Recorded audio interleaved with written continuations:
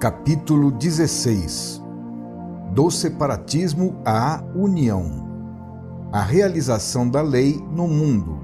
Ela nos impulsiona a evoluir para a ordem e a unidade. O assunto fundamental estudado por nós até agora foi a lei, sua presença, conteúdo e ação. Conhecimento este que nos leva para uma nova maneira de conceber a vida, com uma consciência melhor de nós mesmos, proporcionando-nos uma norma para nos conduzirmos sabiamente para nosso bem. Conforme explicamos, a lei está acima das religiões e filosofias particulares, abrangendo-as todas, porque constitui lei universal da vida, da qual ninguém pode fugir, pois ninguém pode fugir da vida e das suas leis. O que estamos expondo não é produto de nossa mente, mas sim da leitura que fazemos da lei, e todos podem fazer essa leitura também, pois ela está escrita nos fenômenos de nossa existência, sempre presente no funcionamento orgânico do universo, porque não há coisa alguma que esteja fora do pensamento de Deus. O homem está muito apegado às suas divisões, porque sua forma mental dominante ainda é separatista, divisionista, feita de luta para vencer e dominar. Mas isso só tem valor no nível humano. Assim como o céu está acima da terra, a lei também está acima das divisões e lutas humanas. Procuremos nos aprofundar sempre mais no estudo dela para alcançar a satisfação de que toda alma goza ao experimentar sempre mais o sabor das coisas do absoluto e da eternidade. Procuramos atingir esta satisfação para nós e para nossos leitores. Esta é nossa finalidade maior e não, como é mais comum, buscar prosélitos para o próprio grupo ou fazer propaganda para aumentar as próprias fileiras. Nossa forma mental é completamente diferente. Não estamos à procura de seguidores, porque nossos objetivos não estão na Terra. Por estranho que pareça, esta é exatamente a verdade. Estamos explicando, para quem quer compreender, como funciona a vida. Nosso maior desejo é que cada um fique satisfeito na posição onde se encontra, se esta lhe convém e disso esteja sinceramente convencido. O ser humano é relativo e cada um precisa acreditar que seja absoluta aquela verdade mais adaptada à sua forma mental. Tais realidades constituem, de fato, tão somente pequenas ondas de superfície no imenso oceano do conhecimento. São pontos de vista, perspectivas particulares, experiências diferentes. Nada disso impede que a lei de Deus funcione e que todos a devam seguir, permanecendo dentro dela, seja pelos caminhos do bem ou seja pelos do mal. É maravilhoso observar como o pensamento e a vontade de Deus nos cercam de todos os lados, sempre nos guiando e impulsionando para o caminho certo, a nós e a todos os seres do universo. Para quem vive diante de uma visão desta envergadura e vastidão, qualquer poder terreno perde todo o valor, e assim todas as sagacidades humanas que possam atingi-lo não interessam mais, tornando-se tentativas inúteis. Nós podemos oscilar livremente de um polo a outro, entre o bem e o mal, entre a luz e as trevas, deslocando-nos para qualquer posição da vida, mas ficaremos sempre dentro do pensamento e da vontade de Deus, o que significa ficar dentro da lei, que é a atmosfera na qual tudo o que existe no universo vive e da qual ninguém pode sair. Procuremos, então, ficar apegados ao universal, porque ele contém também todos os pontos do particular, abrangendo-os todos, sem, no entanto, ficar fechado em nenhum deles. Somente subindo a este nível mais alto é possível superar as divisões e lutas humanas que fazem da terra um inferno. Só assim atingiremos a paz e a harmonia, que representam o paraíso e só se realizam no seio da ordem da lei. Quem conseguiu ascender a esse nível de vida não deseja mais o triunfo separado de algum grupo particular, mas só a compreensão recíproca e a harmonia universal. Procuramos demonstrar assim, para nos convencermos que só poderemos alcançar a maior alegria se sairmos do estado de separatismo, luta e desordem que tanto atormenta o mundo, encaminhando-nos sempre mais para a unidade, a paz e a harmonia, princípios fundamentais da lei. É exatamente neste sentido que está se orientando o progresso da civilização humana. Esta é a direção em que estamos orientados e procuramos orientar os outros. Geralmente, nesse particular, o que mais interessa ao homem é a sua salvação pessoal. Para atingi-la, ele acredita ser necessário apenas pertencer ao próprio grupo, que pode garanti-la porque possui e contém toda a verdade, ao passo que os outros grupos contêm todos os erros. Assim, imaginando possuir toda a verdade, o indivíduo fica satisfeito, porque sua salvação está assegurada, e isto é o que mais lhe importa, enquanto os outros, possuindo somente erros, estão perdidos, e essa certeza para ele é muitas vezes também motivo de satisfação. Assim, quando o indivíduo sustenta o seu grupo e a verdade que este possui, fica livre para viver sua vida como melhor lhe convém.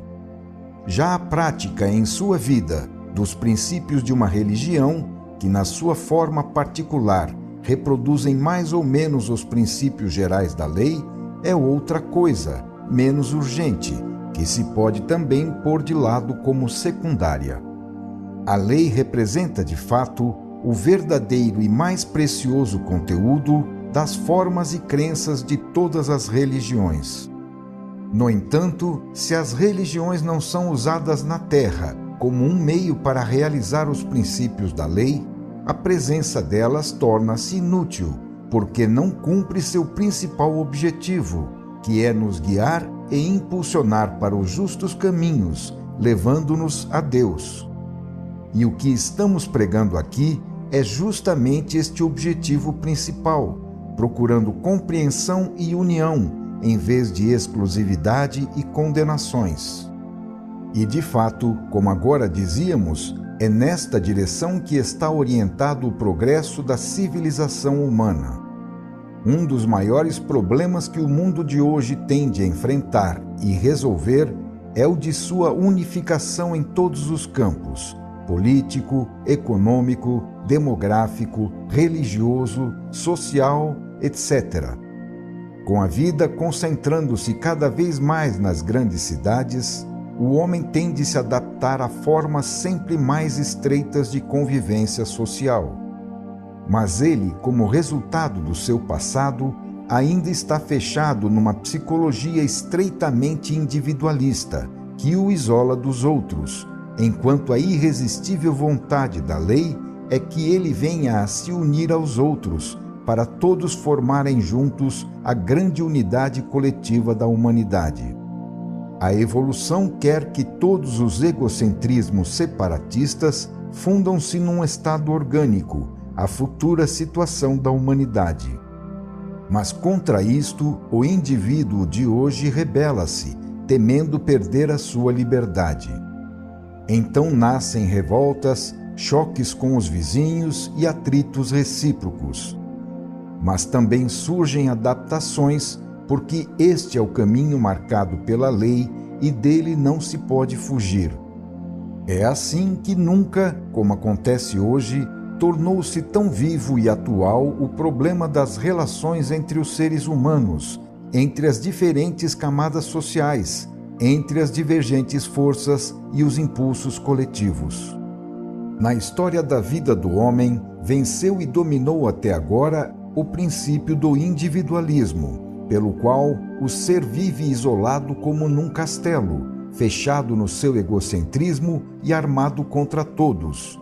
Um ser cujas relações com os outros não podem ser senão de luta, atacando e defendendo para dominar, num estado de guerra permanente, a fim de não acabar escravo. Este sistema gera reações e contra-reações contínuas de vinganças, ódios e dores sem fim, constituindo um método de vida selvagem que, embora seja útil para desenvolver uma inteligência elementar, de tipo inferior, que reina nos baixos níveis da animalidade, é, no entanto, inadequada para elevar essa inteligência ao nível evolutivo superior que a humanidade está agora atingindo. A nova sensibilização nervosa e psíquica do homem civilizado pode e poderá cada vez menos suportar os ferozes métodos de vida do passado com todas as suas tristes consequências. Vemos desse modo que está na vontade da lei, estabelecida na própria natureza das coisas, que o homem, com o progredir da civilização, não pode deixar de aprender a difícil arte da convivência. Ele sente-se atraído pelas vantagens encontradas nas grandes cidades, mas ali tem de viver junto com os outros, portanto não mais como indivíduo isolado no campo, e sim como elemento do organismo social. Esta mudança de ambiente constrói novos hábitos de relações recíprocas, antes desconhecidos. O ser vai, assim, adaptando-se às novas formas de vida organizada, mais complexas, que constituem a sociedade, na qual ele tende e destina-se cada vez mais a desaparecer como indivíduo isolado e reaparecer como célula de unidades coletivas múltiplas, sempre mais vastas.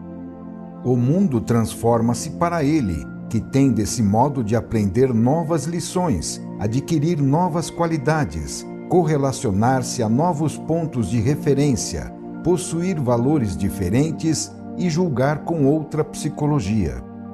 O valor do homem do campo, que consistia em saber se defender e trabalhar fisicamente, em caçar e matar, tem de se transformar no valor do homem dos grandes centros civilizados, que consiste em saber movimentar-se, conduzir-se, trabalhar e pensar conforme regras que o enquadram numa indispensável disciplina. Realiza-se assim a evolução. Mas o que é evolução, senão uma sempre maior realização da lei? E qual é o conteúdo da lei, senão, antes de tudo, ordem e disciplina? O homem primitivo, que pela primeira vez entra neste novo ambiente social, traz consigo todos os seus instintos de ser individualista e, por isso, tende a opor resistência, gerando desordem na organização, na qual se sente preso. Mas esse ambiente, pelo fato de representar uma unidade maior do que ele e, portanto, mais poderosa, termina por vencê-lo, constrangendo-o a aprender a viver sob a regra de uma disciplina, ou seja, a evoluir para uma forma de vida mais adiantada. Queiramos ou não, tudo segue nesta direção. A engenharia moderna dirigiu-se para o arranha-céu, que é uma colmeia onde centenas de abelhas têm de viver juntas.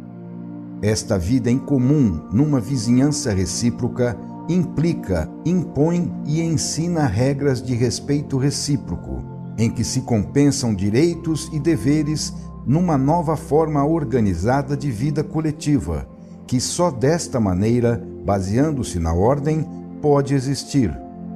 De todos os lados, tudo nos confirma que a vida progride do caos para a ordem, da desenfreada liberdade para a disciplina. Nisto consiste, como já dissemos, o progresso, que é a realização da lei. Quando tal homem sai do seu apartamento, não encontra selvagens nem feras contra os quais deve lutar, mas carros que exigem disciplina de movimentos no trânsito. Nas ruas, nas lojas e nos escritórios, encontra gente que exige respeito conforme as regras de comportamento. Quanto mais um homem é civilizado, tanto mais ele tem de tomar nota da presença, das exigências e dos direitos dos outros, dever que exige, porém, reciprocidade, e tanto menos lhe é permitido ser individualista, egocêntrico, indiferente à vida dos outros. Isto pode parecer uma pesada disciplina, tanto que o ser primitivo rebela-se contra ela. Tal regime, no entanto, pelo fato de se basear na reciprocidade, representa, no fim, uma vantagem para todos. O fato de ter de respeitar os direitos dos outros pode constituir, às vezes, uma renúncia à própria liberdade, mas esse sacrifício fica depois bem pago, quando por ele recebemos como recompensa respeito para com nossos direitos. Só o homem civilizado, que tem deveres, pode exigir os correspondentes direitos. O homem da selva, na sua absoluta liberdade, não possui direito algum, a não ser aquele dado pela sua força, que o defende na luta contra tudo. Ele está sozinho, desprovido de toda a defesa da organização social. Tudo isto é problema de ordem e disciplina. Mas estamos ainda no começo desse processo de reordenação. A disciplina é ainda formal, exterior, de superfície, representando tudo o que o homem conseguiu alcançar até hoje. Mas com o progresso da civilização, a ordem terá de se tornar sempre mais substancial, interior e profunda, transformando-se de simples regras de boas maneiras na compreensão recíproca, em psicologia de colaboração e unificação, até atingir o nível do amor para com o próximo, anunciado como meta final pelo Evangelho de Cristo.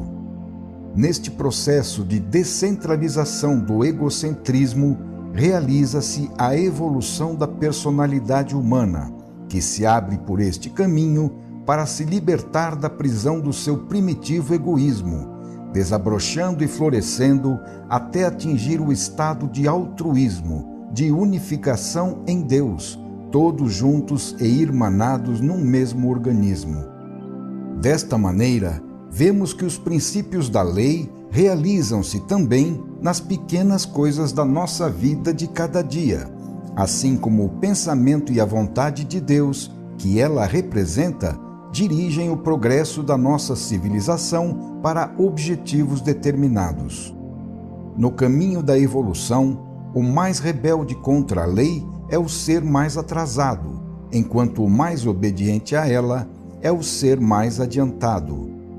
O conteúdo da civilização é representado pela realização da lei, ou seja, pelo grau que conseguimos vivê-la, irmanando-nos com os nossos semelhantes. Quanto mais o homem for evoluindo, tanto mais terá de perceber que, para sobreviver na luta pela vida, há uma força muito mais poderosa do que a violência, a prepotência e a astúcia levada até a mentira e a traição. Este poder superior é a força da inteligência, da honestidade e da bondade. Final do capítulo 16.